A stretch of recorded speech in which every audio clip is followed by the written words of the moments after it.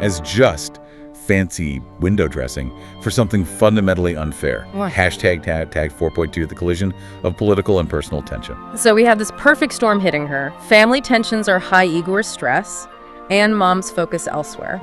The political situation with the amendment is boiling over nationally. Right. And her own anxiety is peaking because she's about to have to stand up and argue for her own marginalization. Yeah, all of it hitting at once. Yeah.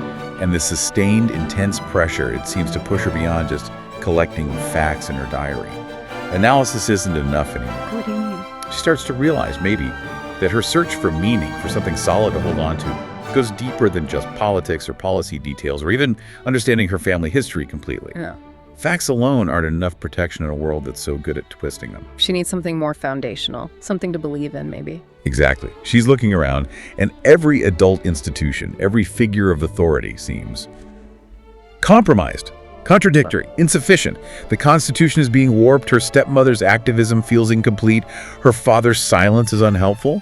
She needs an anchor. And facts by themselves can be debated, manipulated. They don't provide that ultimate anchor. Not in the way she needs it now, it seems. Hashtag 4.3, redefining faith. So where does this lead her, this realization? It leads to what feels like the core message of the source material, the real aha moment for Vera. She develops her own definition of faith, but it's not religious faith in the traditional sense. Okay, what is it then? It's presented as a kind of practical, personal creed for survival, a way to navigate this broken world. She concludes that faith means believing in 3 specific things. 3 things. Okay, what are they? First, faith means believing in herself. In herself. Despite being the facts girl outsider, despite the amendment targeting her heritage. Yes. It's like she decides her own careful analysis, her own moral compass, is more trustworthy than the confusing signals coming from the adult world. It's a profound act of intellectual and moral self-reliance. Okay, that makes sense. What's the second thing? Second, faith means believing in her family. Her family, even with all the tension, Igor's stress and mom's distraction, the whole mom mystery. Yes. Despite all that dysfunction, all the fractures, she chooses to believe in the possibility of connection, eventual wholeness, maybe even love within that messy unit. It's choosing hope, choosing connection over just cynicism about their flaws. Believing in herself, believing in her family. What's the third one? The third one is maybe the most powerful and the most direct critique of the adult world in the story. Faith means believing in the idea that even one small girl can see the truth when adults are blinded by lies. Wow. That hits hard. It really does. That statement feels like the culmination of everything. It suggests that in this super complex, tech-heavy, politically fraught world, the ultimate survival tool isn't being smarter or more politically cunning. No, it's moral clarity. It's the simple, maybe childlike honesty to see things as they are, without the layers of adult compromise, or fear, or ideological justification. So all the complexity, the 53rds math, the economic jargon, the activist rhetoric, it's all just sophisticated noise, hiding a simple, ugly truth. That seems to be Vera's conclusion.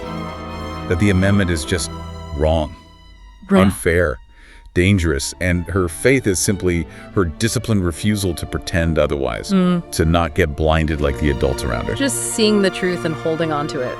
Yeah. Hashtag tag outro. So, quite a journey today. We've dug into this near-future world, unpacked the sheer political absurdity of something like the 5-3 amendment. Yeah, that mathematical weaponization. Right, and we saw how being the facts girl, trying to stay clear-eyed, comes at a real social cost for Vera, and how those big national divisions play out right inside the family home. Reflected perfectly. And it all leads to Vera's powerful insight about faith, that faith for her becomes this way forward, believing in herself, her flawed family, and her own ability to see clearly. Which really brings us to a final thought, doesn't it? A provocative question maybe for you, the listener, to chew on. Okay. If this source material is suggesting that adults in that world, and maybe by extension in ours, are somehow routinely blinded by lies, what is it doing the blinding? Is it the constant flood of information, the tech overload? Or is it financial stress like Igor, making us too preoccupied to see clearly? Or maybe ideological fervor, like Ann Mom, making us so focused on our truth that we miss other truths, maybe simpler ones, right in front of us. So the question for you is, what pressures in our own lives right now might be preventing us from grasping those simple, maybe childlike moral truths?